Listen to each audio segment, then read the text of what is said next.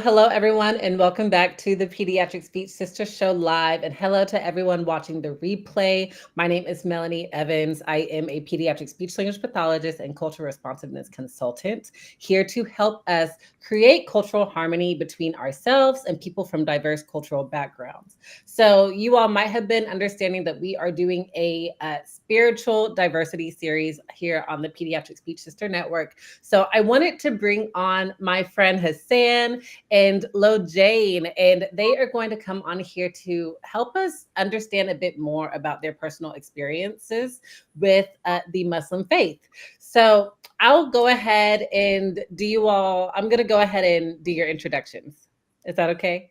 Yeah, that's Awesome. So we will start with Lojain. So Lojain was originally born in Sudan, and her family moved to Milwaukee, Wisconsin when she was 2 years old. She's currently in her first year as a graduate student in speech pathology at Marquette University, and she has a Bachelor of Science in Speech Pathology and Audiology with a business administration minor and an excellence in leadership concentration. Amazing. Ghassan here is currently working as an after school teacher, but he is still working on becoming a future diplomat, which we're super excited to see Ghassan. And he went through a dual degree master's program between American University and the University for Peace in Costa Rica. He has a master's in international affairs from AU and a master's in natural resources and sustainable development from UPeace. He went to Howard for his undergrad as a poli-sci major, and I'm smiling because yes, Hassan and I are classmates. We went to the same alma mater, so it's a super full circle moment. And I'm so thankful to have you both here on the show. Thanks for having us here. Thank you, Melanie. Yes, Yeah, I'm yes. excited. Yes, woo, let's get into it. So, the first question that I always like to ask, and we'll just start with Lojain. Tell us your why. What lights you up? Why are you here? Of course, in speech pathology, but really, what would you say is your overall mission in life? I feel like my overall mission and why I chose speech kind of align. They're very similar. And I would have to say that it's advocating and just seeing people who look like me in professional spaces and also creating a space that is like welcoming and encouraging to those people and just allowing people who look like me to know that they can do it and they're able to become or make it to these professional spaces. So I feel like that is my why. It's just like fighting for people who look like me and continuing to like be the voice for those who don't have as loud as a voice as I or anyone else that looks like me. Thank you. And Hassan, can you tell us a bit about your why? Sure. What is my why? That's a good question.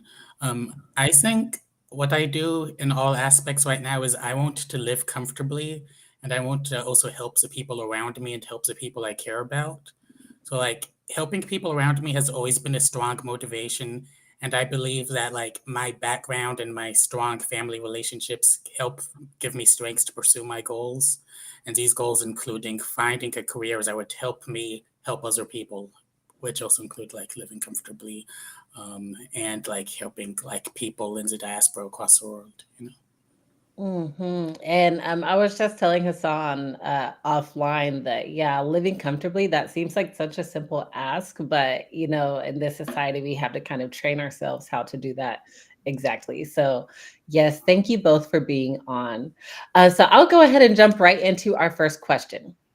How would you describe being Muslim and specifically about the diversity within the Muslim community?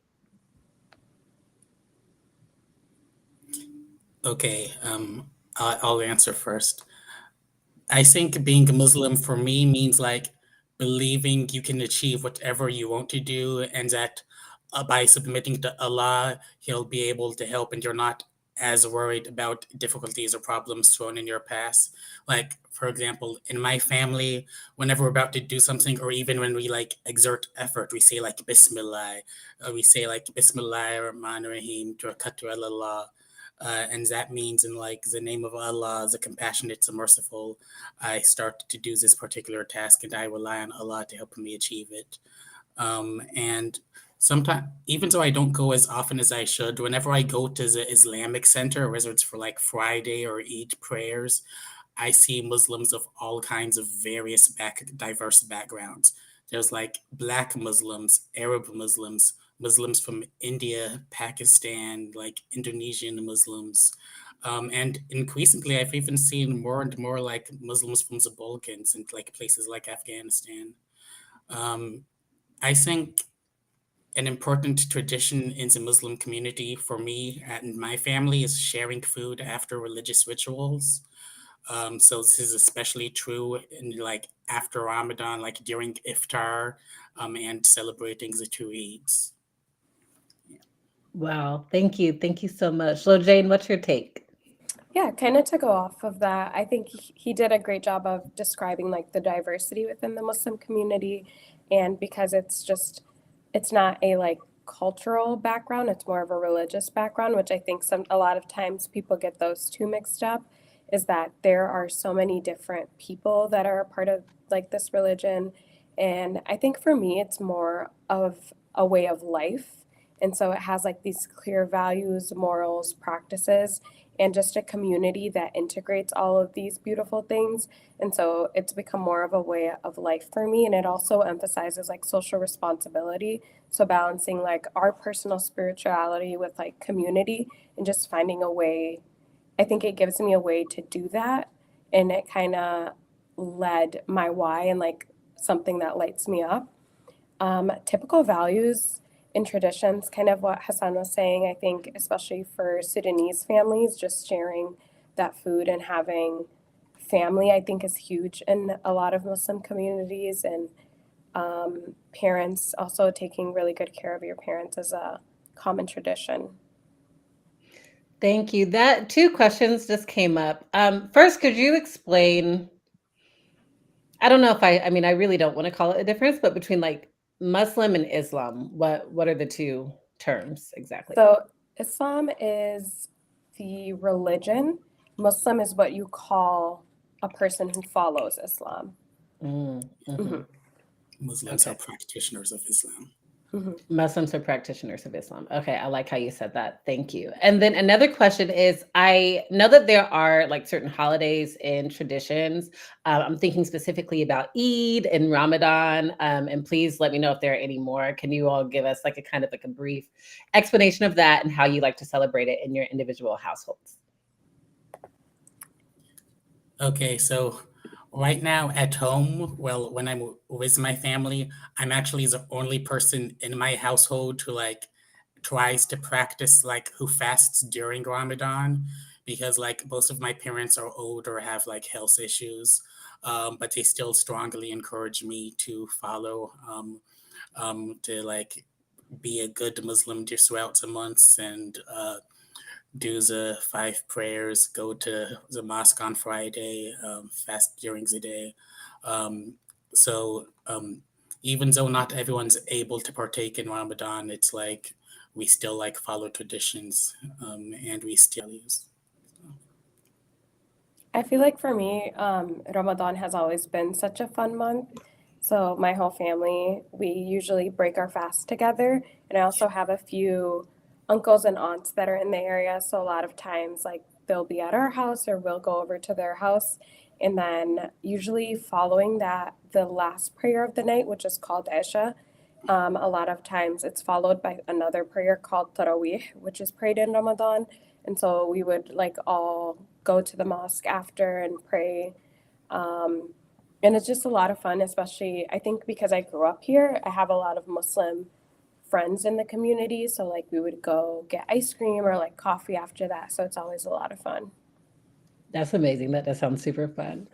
Well, that does bring me to my next question. It's so interesting how in the United States we call ourselves a melting pot and everything, but it's still, to be honest, just a predominantly Christian society. Christian values are in the Constitution and everything like that. So, how has it been growing up here in the United States, especially specifically in education and in healthcare? Since I'm still a student, I can kind of touch on the education piece. So I feel like elementary and middle school, high school have gotten a lot better with giving offs and like making them like excused. But I think in like undergrad and like especially master programs, it's a little more difficult because aside from the classes, you also have like clinical responsibilities. But I think just being very clear with whoever your supervisor is or like whoever the head of the program is and letting them know. The one difficult thing is like sometimes it's a little difficult to tell ahead of time when aid is going to be. So like asking for a day off is a little more difficult because it's based on it's on a lunar calendar, so it's based on the moon. So it's kind of difficult to tell like far in advance that like, okay, I need like this day off. And so that's a little more difficult.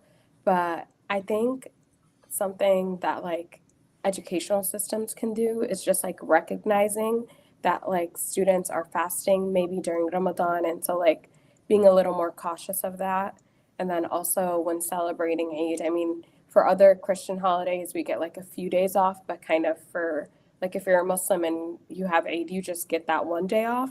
So like for me, this past Eid, it was I had I got my Eid day off, but then I had to come in the next day right after because I had a clinic session right in the morning. So like I got excused that one day, but I had to come in the second day. So just being more aware and cautious that students also would like to spend more time with their family during that time. Thank you. Ghassan. Yes, exactly. I want to like echo Lojain's sentiments. Um, while like throughout my like public school or schooling life, I've always been able, like the schools have always respected my ability to like get time off for Muslim like holidays. It was never like part of their plan or like like how we get to Christmas break. They will it will always be a normal day for like the rest of the school community outside of the Muslim students. Like we would have to request specifically that, oh, I need this day off to celebrate Eid or to like because I'll be off for Ramadan, etc. And like I think while like most schools I've been in have done a good job like respecting my practice, they could do better like implementing like making sure Muslim students are like just as attended to as the rest of the community. I actually think the first time that felt like there was a big like um, understanding of like Muslim students was like when I first went to Howard University. Howard had their own prayer rooms. There was like a whole Muslim student group led there, and it helped make me feel much more comfortable when I was going through stuff that like when I was like in high school or earlier, I'd feel pretty much on my own, or I'd have to seek out other people to help me with. Wow. I didn't know that Howard had a prayer room. Where was it at? Yeah, it was in the library. That's amazing. That's awesome. That's amazing. Okay, well, let's get into the next question. So you all actually did an amazing job talking about like how in the education system, some changes that we can do. But do you have any other specific strategies that educators and healthcare providers can adopt to create more inclusive environments? Any other ideas that came to mind? I feel like maybe just at least some basic teachings, especially in like for younger kids, of like what the holidays are, like common traditions or like values, just making the students that are in that classroom feel comfortable sharing with the rest of their class. And like I know for following Christmas break, a lot of kids will come in and like describe or like tell the rest of the class like all the presents they got and how everything went. So I think opening up a space for Muslim students to do that after Eid would be very welcoming, and just doing like basic teach maybe teach-ins or something just to get the kids to be more acclimated with what's happening and like what other students in their classroom are also experiencing. Thank you. Yes, I agree. Actually, I work right now at this like charter school in DC, Friendship Charter Schools, and there are like a few like Muslim students throughout the school, and it's an elementary school, so you can see these like cute little black girls in hijabs, and I think just making space for them and making sure that they're treated like everyone else, but also like teaching the practice. Like there's like a picture book about the lunar cycle in the library there. That's really cool. And I think more resources like that should be available throughout more public schooling. Yeah, when you all are speaking, some things come to mind. So Lojain, specifically, when you were speaking about, coming back from school and, after Christmas, everyone's talking about what presents they got and everything like that. But I think that it would be great if teachers, speech pathologists, educators put it on their calendar, like more intentionally. Like, I think it might pop up on Google Calendar or something, like when Eid is happening or a Ramadan is happening. But if we can be more intentional, it's kind of like how, for example, I celebrate Christmas. So with Christmas, I'm putting it like in big letters, winter break. But it would be great if we can do the same, for children coming back from Eid, so we can celebrate them. And also it's a good teaching opportunity for their classmates too. Yes, and then Hassan, specifically, I'm thinking about certain books. So I'll have to do some research on different books that we can use to teach the youngins more about their culture and their religion. Yes. Okay, so the next question, and this is one that we really did want to get to today. We have all encountered misconceptions about Islam. So can you share a personal story about a time when you felt your faith was misunderstood and how you navigated that situation? Okay, so I'm sure this could be relatable to like most Muslims hearing this, but like I think because of the media, people tend to associate Islam with violence and terrorism. But like I've lived in several Muslim countries and as well as been in community with Muslims in the United States. And my experiences are that Muslims are like peaceful and loving, and that like people think Muslim women are like restrained by being forced to like be submissive. But a lot of the Muslim women I've met have held like highly respected professions and have been highly educated.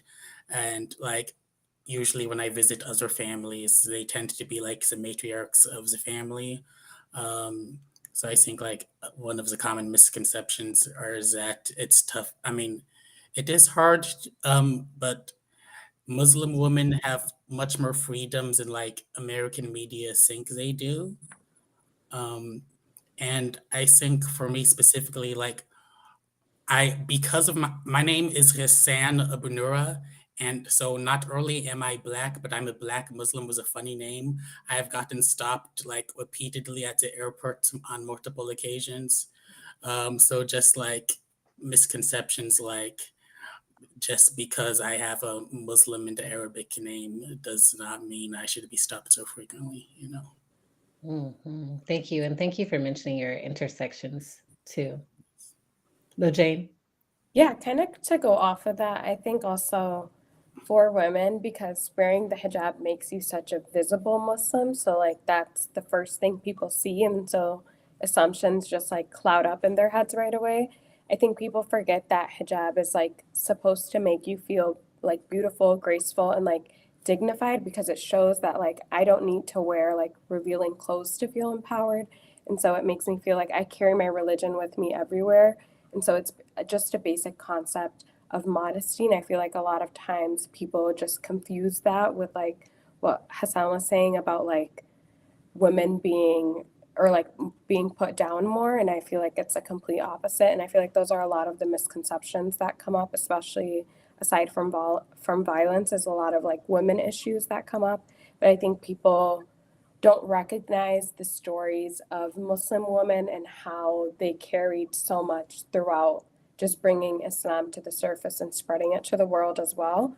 Um, I can't think of any like personal story, but like just common ones have been like more healthcare ones are like um, basic values of like shaking hands with men or like being in the same room or having like a man healthcare provider.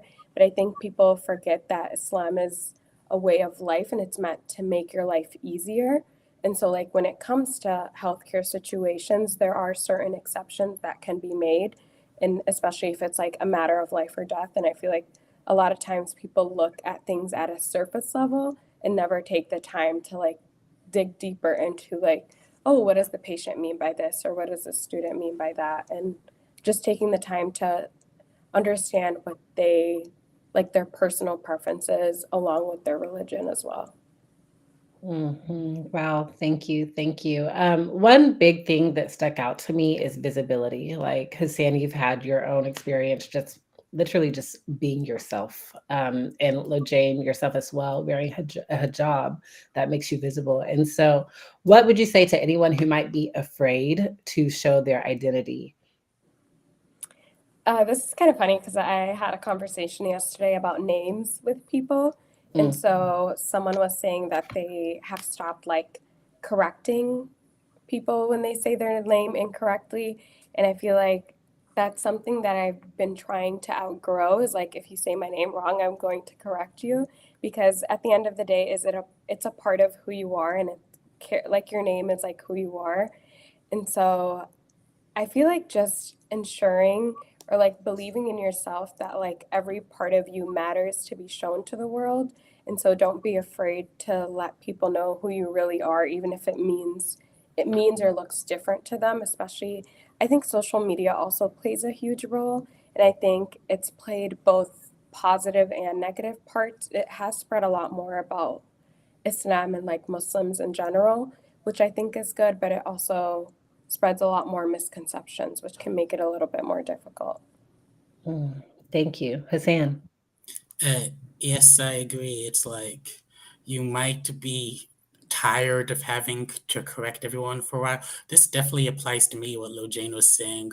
For a while, I stopped trying to correct people's names, but like recently, like in at Howard and like throughout my like at AU, I've gotten better. Like when I was home in Asheville, North Carolina, I was surrounded by white people, so I kind of just gave up for most of my life.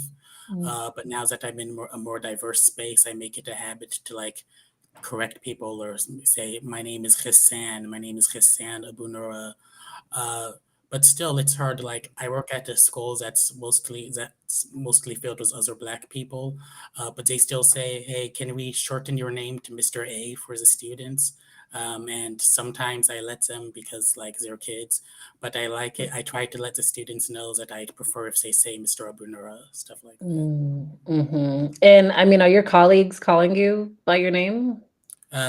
Some of them do. They usually just say Mr. A. Okay, yeah. There I have two questions I actually want to get to, but one thing I want to say, because one thing that has become very personal for me since moving back home to Tulsa, which is like predominantly white, and so I came from Washington D.C. to Houston, like two very diverse cities, back to Tulsa, and I realized that there's a lot of uh, I don't know if you call it cultural unresponsiveness amongst colleagues.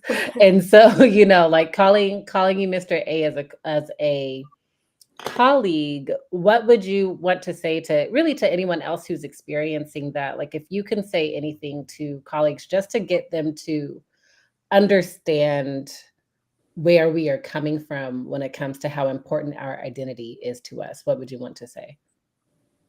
I'd say I understand it might be easier for you to like shorten my name, but even as professionals, I'd want to demand a bit more respect. So I think anyone who's also been facing the same issues should try to make it a habit to make sure that their name is said out loud, that you are who you are, that even though you're at work, you're at a job, you are from your diverse background, and you're proud of it. Hmm. Amazing. So there are two, I've had separate conversations with you all. I just want to kind of highlight a little bit about the global issues. I think that in America, we can be on our own bubble. And then, especially with the media, where we have like a different perception of what's going on in the world. So I wanted to give you all the stage because, to be honest, I recently decided to be plugged in. I will start with Lojain because I know Lojain, you and I have specifically spoken about everything that's going on in Sudan, and Hassan, you and I specifically spoke about what's going on in Gaza, and I really do appreciate you reaching out to me and correcting me on something I said. So, Lojain, can you kind of inform us about what's going on and how we can help? Yeah. So what's happening in Sudan right now, I think the main or big thing that I'd want to get across is that it's not a civil war, is because a lot of people kind of keep thinking it is, but it's not a civil war. It's just these two powers, two people that are fighting for power, and there's a lot of outside involvement. So Sudan has a lot of natural resources, one of which is gold is a big thing. And so a lot of funding coming from the UAE is funding for more people to die so that they can get gold for such a cheaper price. And so a lot of people have been displaced. And I think right now, Sudan is the world's largest humanitarian crisis. And by September, it's supposed to be, I would say it's going to be like the biggest famine crisis. I think 2.5 million people are expected to die. And a lot of people think that it's at risk, but no, that's like what's actually happening right now. And so aside from millions of people being displaced, it's currently the world's largest humanitarian crisis. And also, I feel like it's not something that you see commonly or people talk about commonly, especially because they just don't understand what's happening. So I would just like encourage everyone to try and follow pages, follow reporters that are there right now to understand what's happening, and just also understand the situation that it's not a civil war and that there are a lot of outside resources that are helping fund the war. And more importantly, the civilians are the victims in this because they have nothing to do with what's happening currently. Mhm. And okay, and I'll ask a question. I'll ask both of you after this, but Hassan. Uh, I just wanted to say I echo Lojain's sentiments, and I want to say to all of the people who like going on vacation, stop going to Dubai, stop traveling to the UAE. Please, like, learn what's happening in Sudan, and that you can just stop. You can like not buy gold or like buy your favorite little cell phone or anything for a little bit. Just try and learn, get tapped into international news sources. You know.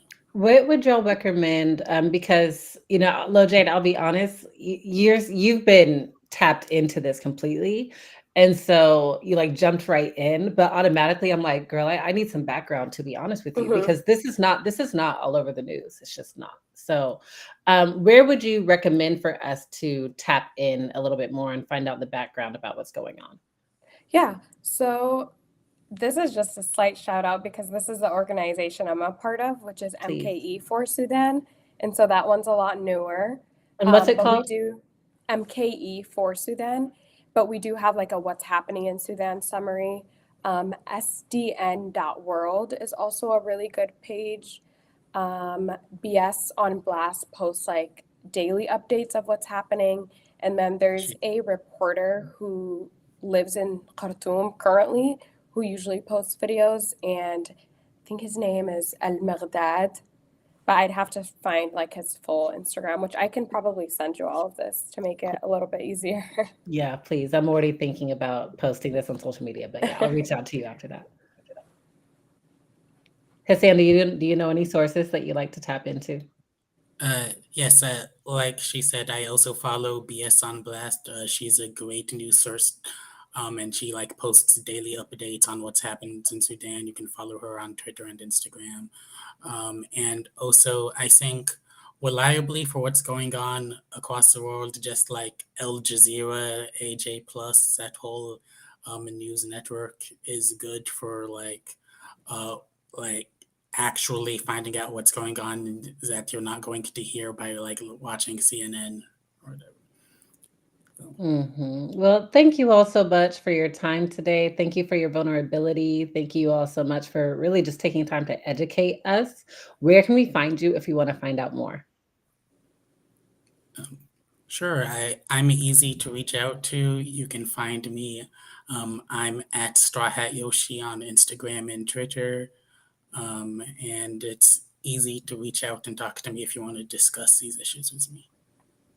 Yeah, and mine is just lojain.slp. So it's just my first name and then .slp on Instagram.